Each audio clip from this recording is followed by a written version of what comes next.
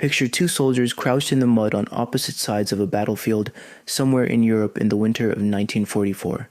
One of them has dry socks, a hot meal waiting behind the lines, enough ammunition to fire without hesitation, and a truck a few miles back loaded with more of everything he could possibly need. The other soldier is rationing bullets. His boots are falling apart, his stomach is empty, and the last resupply convoy never showed up because there was no fuel to run it. Both men are brave. Both men are trained. But only one of them is going to walk away from this war with a fighting chance, and it has almost nothing to do with courage. It has to do with logistics, and logistics is exactly why American soldiers in World War II were, by a staggering margin, the best supplied fighting force the world had ever seen. Let's start with the simple truth that wins wars long before the first shot is fired. An army cannot fight without food, fuel, ammunition, and equipment arriving at the right place at the right time. Napoleon supposedly said an army marches on its stomach, and if that's true, then the American army in World War II was sprinting on a full course meal while its enemies were crawling on fumes. The United States entered the war with something no other major power could match, an industrial base so enormous and so untouched by enemy bombs that it could simply outproduce everyone else combined.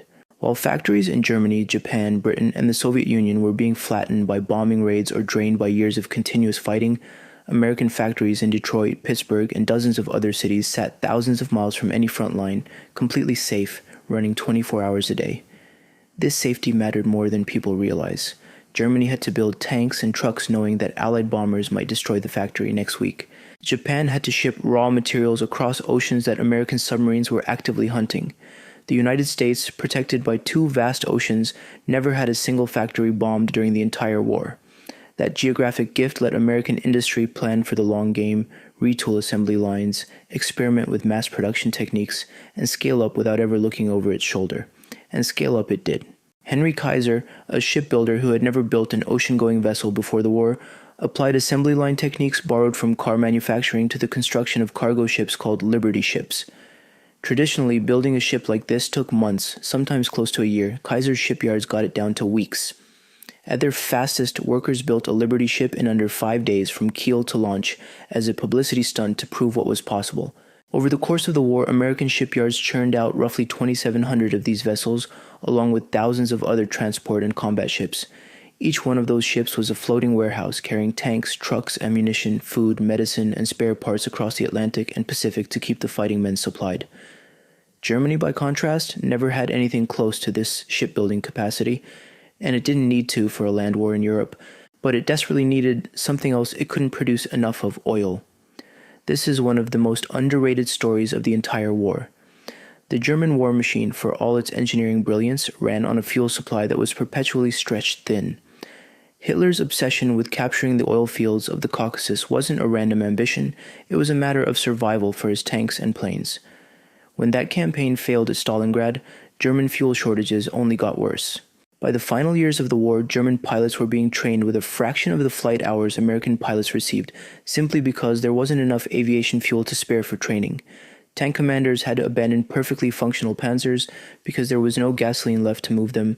Meanwhile, the United States was pumping oil out of Texas and Oklahoma, refining it into aviation fuel, and shipping it across the ocean in tankers that, despite serious losses to U-boats early in the war, kept flowing in ever-increasing volumes as American shipyards built escort vessels faster than German submarines could sink them. Now let's talk about something almost nobody thinks about when they picture World War II combat, and that's trucks. Not tanks, not fighter planes, trucks. The American military built and shipped hundreds of thousands of trucks during the war, and this single fact reshaped how modern warfare functioned. The German army, despite its reputation for blitzkrieg speed, actually relied heavily on horse-drawn transport for most of its supply lines throughout the entire war. It sounds almost unbelievable, but the Wehrmacht used more horses in World War II than it did in World War I, somewhere around 2 million of them. Horses need to eat too, and they're slow, and they die easily from artillery fire, and they can't be repaired with a spare part. The American army, on the other hand, was almost fully motorized. The famous 2.5-ton truck, nicknamed the Deuce and a Half, became the backbone of American logistics, capable of hauling troops, ammunition, and supplies over rough terrain in nearly any weather. This motorization became legendary during the aftermath of the Normandy invasion, when Allied forces broke out of the beachhead and needed to push supplies deep into France faster than the damaged rail network could handle. The solution was the Red Ball Express, a non-stop convoy system where thousands of trucks, driven largely by African American soldiers who were still serving in segregated units at the time, ran around the clock delivering fuel, ammunition, and food to the front lines. At its peak, the Red Ball Express moved over 12,000 tons of supplies in a single day. Drivers slept in shifts, trucks ran with minimal maintenance breaks, and the entire operation kept General Patton's rapidly advancing army fed with gasoline even as it outran its own supply lines by hundreds of miles. No other army in the war could have organized something like this, because no other army had the sheer number of trucks or the fuel to keep them moving. Ammunition supply tells a similar story. American factories produced staggering quantities of everything from rifle rounds to artillery shells, and shipped them overseas in such volume that American units rarely had to ration their firepower the way German or Japanese units frequently did by the later years of the war. German artillery crews, especially on the Eastern Front, sometimes had strict daily limits on how many shells they were allowed to fire, not because they lacked targets, but because the shells simply weren't arriving. Japanese soldiers in the Pacific, isolated on island after island as American submarines strangled their supply convoys, often ran completely out of ammunition, food, and medicine, reduced to fighting with whatever they had left or starving on islands that could no longer be resupplied at all. This wasn't a matter of Japanese soldiers being less determined. They were famously willing to fight to the last man, but determination cannot substitute for a bullet that never arrives. Food is another area where the gap becomes almost uncomfortable to think about. American soldiers received a variety of rations, including the famous C ration and K ration, which, while soldiers complained about them constantly, provided consistent calories, some level of variety, and were mass-produced and shipped in enormous quantities. Compare this to German soldiers on the Eastern Front during the brutal winter of the Russian campaign, where supply lines froze, literally and figuratively, and men sometimes went days without proper food, while temperatures dropped far below freezing. Compare it further to Japanese soldiers stranded on Pacific islands like Guadalcanal, where hunger became such a severe problem that the fighting there was sometimes referred to by the Japanese themselves using a word that essentially meant starvation island.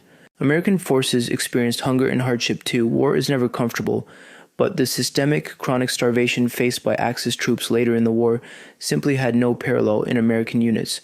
Because the resupply chain almost never broke down completely, medical supply chains followed the same pattern. American wounded were treated with a level of speed and resource availability that dramatically improved survival rates compared to previous wars.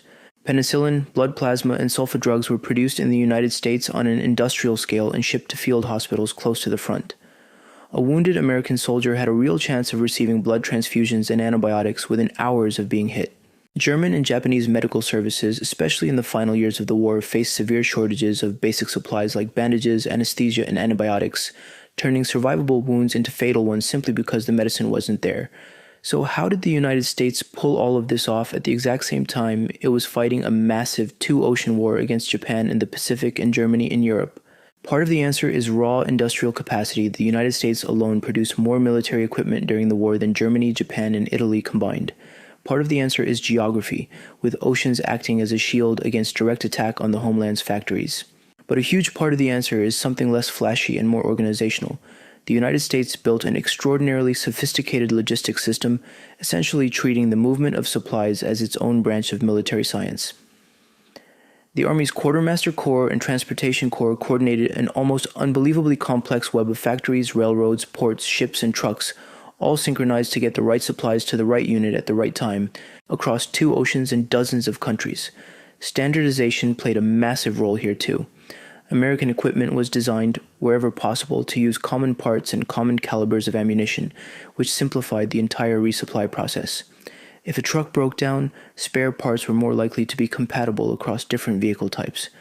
If a unit needed ammunition, it was more likely that a nearby depot carried exactly what they needed, rather than a dozen incompatible variants. Germany, by comparison, famously struggled with an absolute mess of different vehicle types, calibers, and equipment standards, partly because it relied on captured and requisitioned equipment from occupied countries throughout the war, creating a logistical nightmare of mismatched parts and ammunition that its supply officers had to somehow account for. There's a particularly dramatic example of all this playing out in real time during the Battle of the Bulge in December of 1940. 4. Hitler launched a massive surprise offensive through the Ardennes forest with one enormous gamble baked into the plan.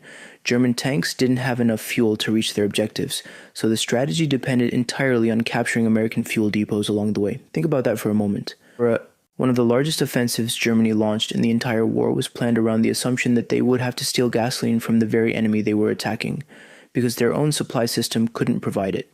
American forces, recognizing the danger, deliberately destroyed or relocated fuel stockpiles to keep them out of German hands, and the offensive ground to a halt partly because German columns simply ran dry in the snow, sitting ducks, once the skies cleared and Allied aircraft returned to hunt them from above. Meanwhile, American units encircled at Bastogne, cut off and surrounded, were still being resupplied by air with cargo planes dropping ammunition, medicine, and food through anti-aircraft fire so the defenders could keep holding the line. That single contrast, one side running out of gas mid-attack, the other side receiving airdrops while completely surrounded, captures the entire logistics story of the war in miniature. The Pacific Theater offers an equally striking picture, just on a different kind of battlefield, open ocean stretching for thousands of miles.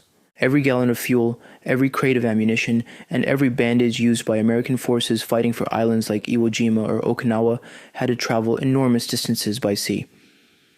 The United States built an entire mobile logistics system to support this, including massive fleets of oilers, repair ships, and supply vessels that allowed American aircraft carriers to remain at sea for extended operations without returning to port.